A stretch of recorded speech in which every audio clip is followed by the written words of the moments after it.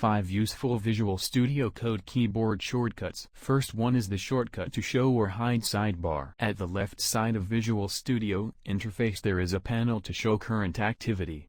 It shows what files are you working on and also shows other. Ctrl+B is the command for this. Press both keys together and sidebar will appear at left side. Press this shortcut again, the bar will disappear. To comment single line, place cursor on that line and press Ctrl+/ and same for uncomment the line. Now using almost same method you can comment multiple lines. Just select all the desired lines and press Ctrl+/ and all lines will be commented according to the programming language you are working in. Same goes to uncomment these lines. When to duplicate a portion of your code, here is VS Code shortcut for that. Navigate to the desired portion and press Shift+Alt and up or down arrow key.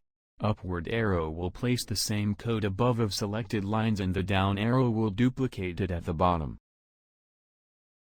The last useful shortcut of Visual Studio Code is Ctrl+N. A new text file in VS Code, just press Ctrl+N and an empty file will be created.